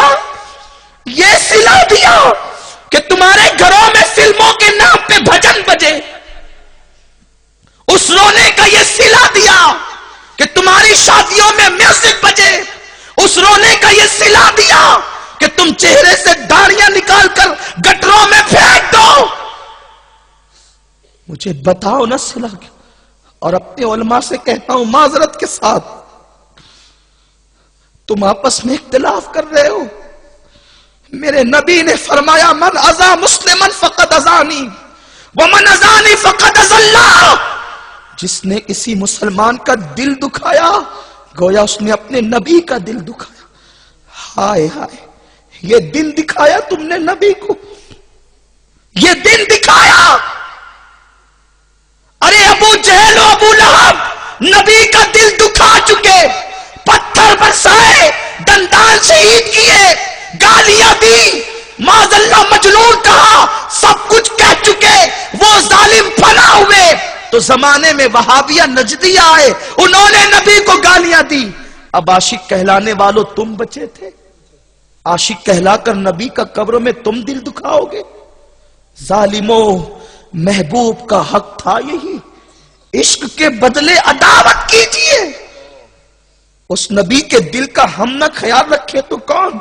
मां पैसे मांगे तो दे दो, मेरी मां का दिल ना टूटे, ये मेरी मां है। बाप मुतालबा करे तो कर दो, मेरे बाप का दिल ना टूटे, ये मेरा बाप है। मुझे बताओ कभी नबी का ख्याल भी किया? मेरे इस उठने वाले कदम से मेरा नबी का दिल टूटेगा, मेरे रसूल का दिल टूटेगा, कभी ख्याल किया? अगर नहीं किया तो कब्र में दीदार किस मुंह से करोगे? अरे तुम पर कफन होगा। अल्लाह के हबीब तसल्ली देने उस वक्त आएंगे जब बाप छोड़कर मुंह फेर कर जा चुका होगा, भाई जा चुका होगा, दोस्त जा चुके होंगे। अरे सब मुंह फेर कर मनो मिट्टी मुंह पे डालकर जब लौट चुके होंगे, हसरत से सबको जाते देखते होंगे कि आवाज आएगी न घबरा न घबरा, सब जा चुके, अब तेरा आका आता है। क्यों आता है? तो बरेली का इमाम कहता है कब्र में लहराएंगे ता हश्र चश्मे नूर के, जलवा फरमा होगी जब तलाअत रसूलुल्लाह की, लेकिन नरम नरम गद्दों पे फजर छोड़ी होगी। हुजूर कब्र में आकर ये कह ये तो गद्दार है, मेरी आंखों की ठंडक को अदा नहीं करता था, ये तो चेहरे की से मेरा नूर निकाल कर गटरों में फेंकता था। नबी को अपनी तरह बशर कहलाने वालों के साथ उठता बैठता था, नबी के इल्म गैब के मुनकिरीन के साथ रिश्तेदारियां करता था, सलातो सलाम भी पढ़ता था, सलाम का मजाक उड़ाने वालों के साथ रिश्तेदारियां भी। ये मेरा नहीं है, अल्लाह न करे, अल्लाह दुश्मन को भी कभी वो दिन न दिखाए, कभी वो दिन न दिखाए कि जिस दिन नबी कह दे ये मेरा नहीं है। खुदा नाराज हो, नबी के वसीले से खुदा को मना सकते हैं। वो नबी नाराज हो जाए कहां जाए, किसके दरवाजे पे दस्तक देंगे? ये सोचते हो अगर वो नाराज होके चले जाएं तो किसी दूसरे नबी का दामन पकड़ोगे? हदीस सुनो, हदीस, कयामत का दिन होगा, मेरे रसूल फरमाते हैं जहन्नम लाई जाएगी, लाखों फरिश्ते होंगे जहन्नम को हाँक कर लाते होंगे, बदबू निकलती होगी, जहन्नम के शरारे निकलते होंगे, खुदा का गजब एक तरफ, दूसरी तरफ जहन्नम का दहकना, वो जहन्नम जिसकी बदबू से लोगों के पित्ते पानी हो रहे होंगे। ऐसे वक्त में नेक परहेजगार मुत्तकी सबकी जबान पे होगा नफ्सी नफ्सी नफ्सी नफ्सी, मेरा हाल क्या होगा, मेरी क्या, सबको अपनी पड़ी होगी। हत्ता के अंबिया भी कहेंगे नफ्सी नफ्सी, इब्राहिम अलैहिस्सलाम जैसा पैगंबर भी कहेगा नफ्सी नफ्सी, आदम अलैहिस्सलाम जैसा पैगंबर भी कहेगा, जो साहिबे जो नबूवत के जो नबूवत वाले जिनको अल्लाह ने नबूवत दी वो अंबिया नफ्सी नफ्सी कहेंगे। नमाजियों अपनी नमाज पे कहां नाज करते हो? सब नफ्सी नफ्सी कहेंगे। उस दिन अगर किसी की जबान पे उम्मती उम्मती होगा, वो मेरे और आपके आका होंगे। उस दिन वो अपने आप की फिक्र नहीं, अपनी उम्मत की फिक्र कर रहे होंगे और सजदा करके उम्मत को बख्शवा रहे होंगे। तो याद रखो, अगर खुदा नाराज हो तो हम नबी के वसीले से खुदा को मना सकते हैं। नबी नाराज हो जाए किसके पास दस्तक दे? आका फरमाते कयामत के दिन जनाब इब्राहिम को भी मेरी हाजत होगी। अरे जब इब्राहिम अलैहिस्सलाम को उनकी हाजत होगी तो क्या हमें आपको नहीं होगी? इसीलिए इमाम कहते हैं वो जहन्नम में गया جو ان سے مستغنی ہوا ہے خلیل اللہ کو حاجت رسول اللہ کی، اس لیے ان کا دل نہ دکھاؤ، ان کے دل کو تکلیف نہ پہنچاؤ، ورنہ قبر میں آئیں گے ضرور، اور اگر منہ پھیر کر چلے گئے تو کیا بنے گا؟ اس لیے سچی توبہ کر لو، موت کو آنا ہے، موت آئے گی، ضرور آئے گی موت، اس لیے اپنی آخرت کی فکر کرو، آخرت کی تیاری۔ بہرحال جناب رابعہ بصری نے کہا حسن بصری پل صراط پر سے سب گزریں گے، یہی عرض کر رہا تھا، آپ کو یاد ہوگا، سب گزریں گے، تم میں سب، میں پل صراط سے پار لگوں گی یا کٹ کے گروں گی، کس میں میرا شمار ہوگا؟ امام حسن بصری اس پہ بھی چپے۔ 3 سوال ہے، میں جنتی یا جہنمی، میرا نام اعمال سیدھے ہاتھ میں یا الٹے ہاتھ میں، میں پل صراط سے گزر جاؤں گی کہ کٹ کے گروں گی؟ امام حسن بصری چپ تھے۔ رابعہ نے کہا حسن جواب دو نا، بولو حسن جواب دو۔ امام حسن بصری کے لب کھلتے ہیں، اب جواب سنو، جواب سنو، جو علی کا مرید و خلیفہ اس کا جواب سنو، علی جس کو خطیب کہے خطابت کی اجازت دے اس کا جواب سنو، جس کو دنیا شیخ المشائخ کہتی ہو، امیر المومنین فی الحدیث کہتی ہو، جس کی شاگردی پر لوگ ناز کرتے ہو، اس حسن بصری کا فرماتے ہیں رابعہ تیرے 3 سوال میں نے سنے، اس کا جواب یہ رابعہ تو تیرے بارے میں پوچھ رہی ہے کہ تو جنتی یا جہنمی، حسن بصری اپنے بارے میں یقین سے نہیں کہہ سکتا کہ حسن بصری جنتی ہے یا جہنمی، تو تیرے بارے میں پوچھے، مجھے خود کو پتا نہیں میں کون ہوں۔ امید کی جا سکتی ہے، یقین سے نہیں کہا جا سکتا، کیونکہ خدا چاہے نا تو نبی کے بیٹے کو بھی جہنم میں ڈالے۔ توجہ آپ کی، مجھے وہابی نہ سمجھنا، میں سنی ہوں الحمدللہ، اور میرا خاندان جو ہے وہ مجھ سے لے کر مولا علی تک سب سنی ہوئے ہیں، سرکار کی نالین کا صدقہ، ہم لوگ تحدیث نعمت کے لیے صاحب شجرہ لوگ ہیں، اتنی طویل کڑیاں ہیں سنیت کی، لیکن کہہ رہا ہوں سن لو، اللہ چاہے تو نبی کا بیٹا، اصل بیٹا، آج جتنے اولاد کہلاتے پھر رہے نا، وہ اگر سچے ہیں تو نسل میں ہے، اصل نہیں، ایک نسل ہوتی ہے اور ایک اصل، جو ڈائریکٹ بیٹا ہوتا ہے نا وہ اصل ہے، اور اس کے بعد جو ہے وہ نسل ہے۔ ہم تعظیم کرتے ہیں نسب کی، نسب قیامت کے دن کام آئے گا، لیکن خدا چاہے تو نبی کے بیٹے کو بھی جہنم میں ڈال دے، اسے کون پوچھنے والا ہے؟ کیا تمہیں نہیں پتا کہ نوح علیہ السلام کا بیٹا جہنم میں جائے گا؟ تم بھول گئے آخرت کو؟ ارے جب نوح کا بیٹا جہنم میں جائے گا، ہم تم کون ہیں؟ کیوں فراموش کر بیٹھے ہو؟ کیوں بھلا بیٹھے ہو آخرت کو؟ حسن بصری کہتے رابعہ تو جنتی یا جہنمی یہ تو میں بتا ہی نہیں سکتا، مجھے بھی نہیں معلوم کہ میں جنتی ہوں کہ جہنمی۔ رابعہ تو کہتی ہے کہ تیرا نام اعمال سیدھے ہاتھ میں ہوگا کہ الٹے ہاتھ میں؟ مجھے میرے بارے میں پتا نہیں، سیدھے ہاتھ میں دے گا کہ الٹے ہاتھ میں؟ تو کہتی ہے تو گزرے گی کہ کٹ کے گر جائے گی جہنم میں؟ مجھے میرے بارے میں یقین نہیں ہے کہ میں پل صراط سے گزروں گا کہ کٹ کے گروں گا۔ رابعہ بصری کہتی حسن نکاح کے لیے بہت سی عورتیں مل جائے گی، میرے پاس ٹائم نہیں ہے، میرے پاس نکاح کے لیے ٹائم نہیں ہے، کیونکہ میرے لیے یہ 3 بڑی بڑی گھاٹیاں ہیں، مجھے یہ تینوں گھاٹیاں طے کرنا ہے، مرنے سے پہلے اس یقین کی منزل پر پہنچنا ہے کہ میں جنتی ہوں، مرنے سے پہلے یہ یقین پانا ہے کہ میرا نام اعمال سیدھے ہاتھ میں ہوگا، مرنے سے پہلے یہ گارنٹی لینا ہے کہ میں پل صراط سے پار لگوں گی، چلے جاؤ یہاں سے اور مجھے آخرت کی تیاری کرنے دو، مجھے وقت نہیں ہے نکاح کا، بہت سی عورتیں ملے گی شادی کے لیے، نکاح کے لیے مجھے تو آخرت کی تیاری کرنی ہے۔ امام حسن بصری کی آنکھوں میں آنسو تھے، کہتے رابعہ اب شاید تیرے بعد اب ایسی فکر والی عورت پیدا نہیں ہو سکتی، اور یہ کہتے ہوئے آپ تشریف لے گئے۔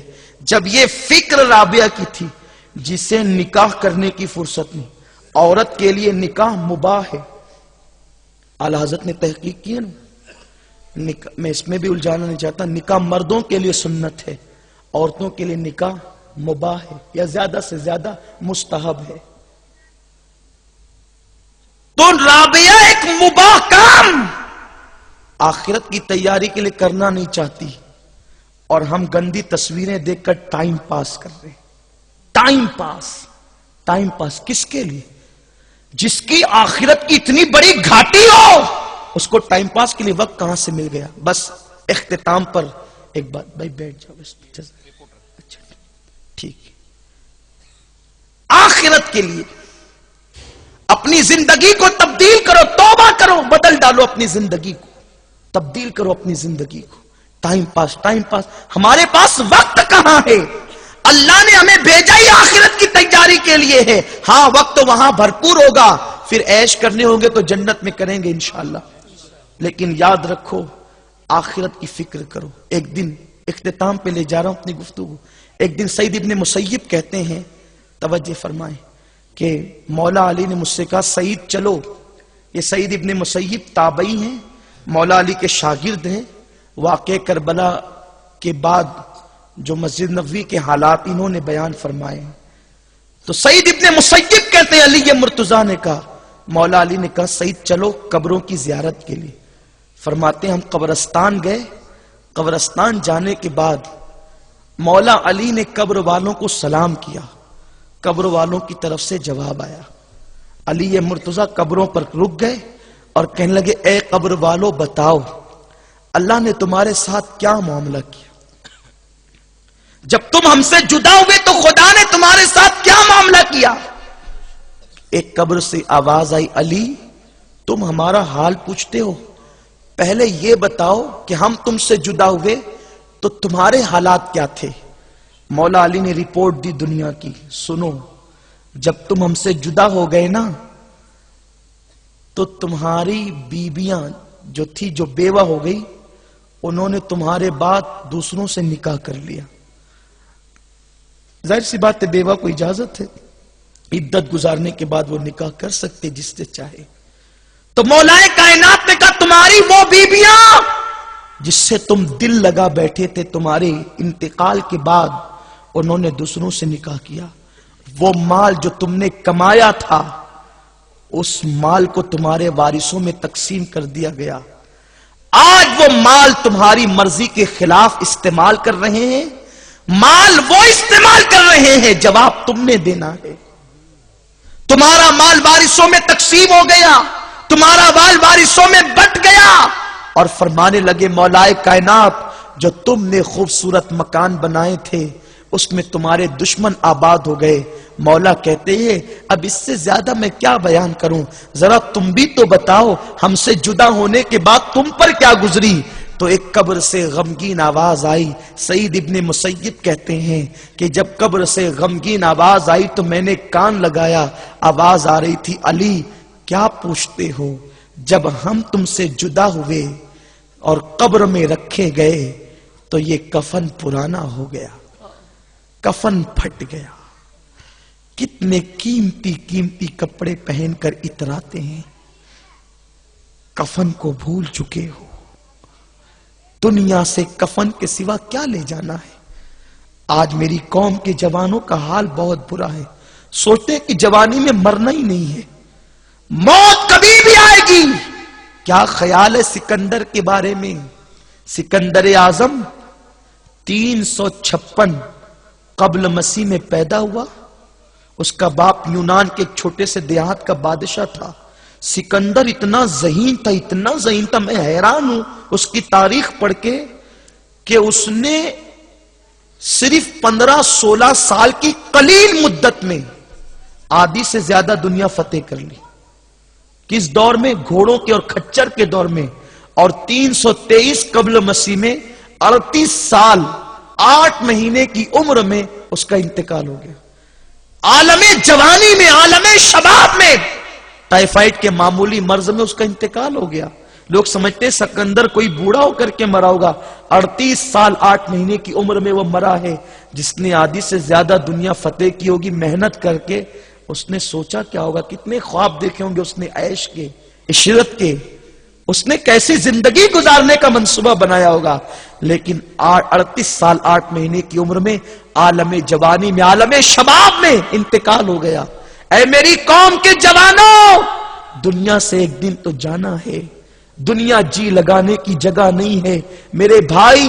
موت کا فرشتہ آئے اس سے پہلے توبہ کر لو, اپنے اللہ سے صلح کر لو, اپنے اللہ کو منا لو.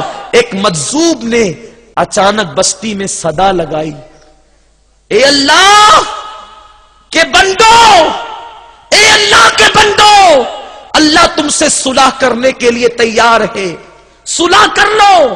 اللہ تم سے صلح کرنے کے لیے تیار ہے, صلح کر لو. اور چند دنوں کے بعد وہ بزرگ قبرستان میں دیکھے گئے تو کہتے, اے اللہ یہ تیرے بندے صلح کرنے کے لیے تیار ہے, تو ان سے صلح کر لے. یہ تجھ سے صلح کرنے کے لیے تیار ہے, صلح کر لے. لوگوں نے پوچھا, بابا آپ تو بستی میں یہ چلا رہے تھے کہ اللہ کے بندو اللہ سے صلح کر لو, اللہ تیار ہے صلح کے لیے, اور یہاں کہتے ہیں اللہ ان سے صلح کر لے, یہ صلح کرنے کے لیے تیار ہے. بات سمجھ میں نہیں آتی. بزرگ کا جواب سنو, فرماتے جب تک انسان زندہ ہے اس وقت تک اللہ اس سے صلح کرنے کے لیے تیار ہے کہ توبہ کر میں معاف کر دوں گا, توبہ کر لے میں معاف کر دوں گا. اللہ صلح کرنے تیار ہے. لیکن جب مر گیا اور عذاب میں گرفتار ہو گیا, اب بندہ توبہ کے لیے تیار, مگر اللہ توبہ قبول کرنے والا نہیں. توبہ کی قبولیت کے دروازے موت سے پہلے کھلے ہیں, موت کے بعد نہیں. اس لیے سچی توبہ کر لو. تو عرض یہ کر رہا تھا, مولا کائنات کو آواز آئی, علی جب ہم تم سے جدا ہو گئے ہمارے کفن پھٹ گئے, بوسیدہ ہو گئے. سب سے پہلے یہ خوبصورت بال جھڑ گئے, جھڑ جھڑ کے گر گئے. آج کتنے بالوں کو سنوارتے ہو, بال گرنے لگے تو ایک سے ایک دوائیاں, کتنے اہتمام کرتے ہو, اچھے سے اچھا صابن, اچھے سے اچھا شیمپو کا استعمال, بال اچھے ہوں. علی مرتضیٰ کو آواز آئی, مولا ہمارے بال جھڑ جھڑ کے زمین پہ گر گئے. یہ آنکھیں جن آنکھوں سے لوگوں کو دیکھتے تھے, اتراتے تھے, یہ آنکھیں پانی بن کر کے بہ گئی. علی اس جسم کو قبر کے کیڑے کھا رہے ہیں, اور پیٹ پھٹ گیا, اور پیٹ سے اتنی شدید گندی بدبو آ رہی ہے کہ اگر اللہ ہم پر کوئی اور عذاب مسلط نہ بھی کرے, صرف ہمارے پیٹ کی بدبو ہی ہمارے لیے بہت بڑا عذاب ہے. فرماتے ہیں سعید ابن مسیب, یہ آواز آئی اور اس کے بعد پھر کہا, علی اس سے زیادہ ہم تم کو کیا بتائیں. سعید ابن مسیب کہتے ہیں مولا علی اتنا روئے, اتنا روئے, اتنا روئے کہ مجھے یوں لگا کہ روتے روتے کہیں مولا علی جان نہ دے دیں. تو میرے پیارے آقا صلی اللہ علیہ وسلم کے پیارے دیوانوں, ہمارے بزرگوں کی یہ فکر تھی, آؤ ہم سب اللہ کی بارگاہ میں رجوع ہونے کی کوشش کریں, سچی توبہ کریں, اللہ کو منا لو, رب کی بارگاہ میں توبہ کر لو. سنی دعوت اسلامی اہل سنت و جماعت کی عالمگیر تحریک ہے. نوجوانوں سے میری گزارش ہے, سنی دعوت اسلامی کے قریب آئیں, تحریک سنی دعوت اسلامی کے مبلغ بنے, خود کو دین کے لیے تیار کرو, اپنی زندگی میں انقلاب پیدا کرو, اپنی زندگی کے اندر تبدیلی پیدا کرو. قبر میں کسی نے نہیں آنا ہے, میدان محشر میں کسی نے ساتھ نہیں آنا ہے, اس لیے ہم اپنی تیاری خود کریں. اگر آج آنکھیں کھل گئی تو ٹھیک, ورنہ مرنے کے بعد پچھتانے سے کوئی کام نہیں چلے گا. اے ایمان والو اللہ سے ڈرو, آگے کے لیے کل کو کیا روانہ کر رہے ہو غور کرو, فکر کرو. واتقوا اللہ, اور اللہ سے ڈرو. ان اللہ خبیر بما تعملون, اللہ تمہارے ایک ایک پل کی خبر رکھتا ہے. وہ خدا ہم سب کو دیکھ رہا ہے. جب بھی انسان تیرا نفس تجھے گناہ کی طرف لے جائے تو دل میں خیال کر لینا اللہ دیکھ رہا ہے, اللہ دیکھ رہا ہے. بس ایک حدیث پاک پر اپنی گفتگو ختم کر دیتا ہوں, وقت بہت زیادہ ہوا ہے. حضرت سیدنا عبداللہ ابن عمر کہتے ہیں, علامہ ابن الجوزی نے اس حدیث کو لکھا کہ یہ حدیث اللہ کے رسول کو اتنی پسند تھی، اتنی پسند تھی، اتنی پسند تھی کہ آقا اپنی محفل میں اس حدیث کو بار بار بیان کرتے تھے۔ عبداللہ ابن عمر کہتے ہیں میں بچہ تھا، بچپنے کے باوجود میں نے کم و بیش 4 یا 7 مرتبہ اس حدیث کو سنا۔ کیا حدیث مبارکہ کیا ہے؟ جب بندے کا دل گناہ کی طرف جائے اور وہ یہ سوچ لے کہ اللہ مجھے دیکھ رہا ہے، وہ یہ سوچ کے چھوڑ دے تو اس کا فائدہ اس کو کیا ملتا ہے؟ میرے سرکار نے فرمایا بنی اسرائیل میں ایک شخص تھا، اس کا نام کفل تھا۔ کفل بہت عیاش، بہت مجرم، بہت بڑا گنہگار، بس وہ ڈھونڈتا ہی رہتا تھا گناہ کے مواقع۔ آقا کریم فرماتے ہیں، ابن عمر نقل کرتے، بیان کرتے ہیں، ابن الجوزی نقل کرتے ہیں کہ کفل ایک دن گناہ کے لیے کوئی ساتھی ڈھونڈ رہا تھا۔ اس نے دیکھا ایک لڑکی ہے خوبصورت، جو ضرورت کی ماری ہے اور وہ لوگوں سے کچھ مانگ رہی ہے، لیکن کسی نے اس کو کچھ دیا نہیں، کچھ نہیں دیا۔ کفل نے دیکھا کہ یہ سب سے مانگتی، کوئی اس کو دیتا نہیں، تو کفل اس کے پاس گیا اور جا کر کہتا ہے لڑکی تجھے کیا چاہیے، کیوں لوگ تجھے نہیں دیتے؟ لڑکی نے کہا میں مجبور ہوں، مجھے فلاں فلاں چیز کی ضرورت ہے، اتنے اتنے پیسوں کی ضرورت ہے۔ اس کو چند پیسوں کی ضرورت تھی، لیکن کفل نے 100 درہم نکال کر اس کی جھولی میں ڈال دی، یعنی چند کی ضرورت تھی، اس نے بہت زیادہ دے دیا۔ تو لڑکی شکرانے کے انداز میں اس کا چہرہ دیکھنے لگی، تو کفل سمجھ گیا کہ یہ لڑکی جو ہے وہ میرے احسان تلے دب گئی۔ کفل نے کہا یہ میں نے قرضہ نہیں دیا، یوں ہی دیا ہے، لے جاؤ خرچ کرو۔ لڑکی نے کہا تم بہت اچھے ہو، تم نے میری مدد کی۔ کفل نے کہا میں نے تمہاری مدد تو کی، لیکن اس کے بدلے کچھ نہیں چاہتا، بس ایک چیز ہے۔ کہا کیا؟ چل کر ذرا تھوڑی دیر میرے گھر بیٹھو، کچھ باتیں کرتے ہیں۔ کفل اس لڑکی کو گھر لایا اور لانے کے بعد اس کے قریب بیٹھ کر باتیں کرنے لگا، سارے کھڑکی دروازے بند کر دیے۔ ابن عمر کہتے ہیں آقا کریم کے فرمان کا مفہوم ہے سارے گھر کے کھڑکی دروازے بند کرنے کے بعد باتیں کرتے کرتے اچانک کفل نے اس کی طرف ہاتھ بڑھایا، لڑکی تھر تھر کانپنے لگی۔ کفل نے کہا لڑکی محلے کے کسی آدمی نے تیری مصیبت میں تیرا ساتھ نہیں دیا، اب تو کس سے ڈر رہی ہے؟ کون دیکھے گا تو کیا کرے گا؟ کوئی دیکھنے والا تو ہے نہیں، سارے کھڑکی دروازے تو بند ہیں۔ لڑکی نے کہا کفل میں جانتی ہوں اس سے پہلے تو نے بہت مرتبہ یہ گناہ کیا ہوگا جو تو کرنے جا رہا ہے، لیکن آج سے پہلے کبھی میں نے یہ گناہ نہیں کیا جو تو مجھ سے کروانا چاہتا ہے۔ لڑکی نے کہا، لڑکی سے کفل نے کہا تو آخر تو نے نہیں کیا تو تو ڈر کس سے رہی ہے؟ لڑکی نے کہا میں اللہ سے ڈر رہی ہوں، یہ تو جو زنا کرنا چاہتا ہے نا میرے ساتھ، میں قیامت کے دن کون سا منہ لاؤں گی، منہ میں کون سی طاقت لاؤں گی کہ اللہ کے سامنے اتنے بڑے جرم کا اقرار کر سکوں؟ ارے جب انسان محلے کے چند لوگوں کے سامنے اپنے جرائم کا اقرار نہیں کر سکتا تو اتنے بڑے جرم کا اقرار اللہ کے سامنے، رب کی بارگاہ میں؟ لڑکی نے کہا میں خدا سے ڈرتی ہوں، میرے منہ میں وہ طاقت کہاں سے آئے گی کہ میں اتنے بڑے جرم کا اقرار کروں گی جب اللہ مجھ سے پوچھے گا، اور اللہ ضرور پوچھے گا۔ کفل کے دل پہ بہت اثر ہوا۔ کفل نے کہا لڑکی اگر آج سے پہلے تو نے نہیں کیا تو جا، آج بھی مت کر، یہ پیسے لے جا اور گھر چلی جا۔ لڑکی گھر سے باہر نکلی، ادھر لڑکی گھر سے باہر نکلی، ادھر کفل کے دروازے پہ موت کے فرشتے نے دستک دی اور اس کو موت آ گئی۔ یعنی اگر وہ لڑکی کو نہ چھوڑتا تو اس کو کس حالت میں موت آتی؟ اللہ اکبر، اس کو موت آئی۔ پورے محلے کے اندر جنگل کی آگ کی طرح ہوا پھیل گئی کہ کفل مر گیا، مر گیا، مر گیا۔ محلے کے خشک و زاہدین نے شور مچایا کہ کفل تو مر گیا، بہت بڑا مجرم تھا، پتہ نہیں اس کا منہ کیسا ہو گیا ہوگا۔ پورے محلے میں گنہگار مشہور تھا نا، کیا ہوا ہوگا، کیا ہوا ہوگا، کیا ہوا ہوگا۔ لیکن کہا بھئی وہ تھا تو مسلمان، ہم نے اس کو مٹی تو دینا ہے، اس کو دفن تو کرنا ہے، اپنی ذمہ داری سے سبکدوش تو ہونا ہے نا. چلو چل کر کے دیکھتے کہ کچھ بھی ہو گیا ہوگا، کچھ بھی کیا ہوگا، چلو ہم اپنی ذمہ داری سے سبکدوش ہو جائیں. جب اس کے دروازے پر لوگ پہنچے تو دروازہ بند تھا، لیکن لوگوں کی حیرت کی انتہا نہیں تھی. کفل کے دروازے پر نور کے قلم سے لکھا ہوا تھا. کفل نے اللہ سے ڈر کر ایک گناہ چھوڑ دیا، اللہ نے اس کے سارے زندگی کے گناہوں کو بخش دیا. ایک گناہ چھوڑا اللہ کے خوف سے، ساری زندگی کے گناہ بخش دیے گئے.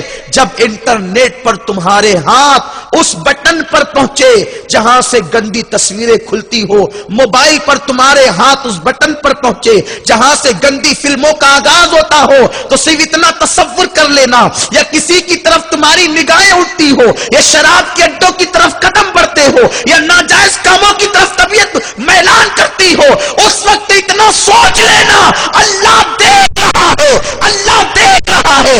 انشاءاللہ تمہارے قدم رکتے چلے جائیں گے.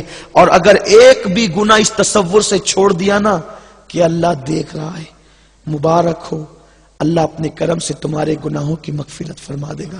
اللہ سب سے پہلے مجھے اور آپ سب کو عمل کی توفیق عطا فرمائے. دوران گفتگو اگر کوئی غلطی ہو تو اللہ اپنے حبیب مصطفیٰ کریم صلی اللہ علیہ وسلم کے صدقہ و طفیل معاف فرمائے. وما علینا الا البلاغ. السلام علیکم ورحمۃ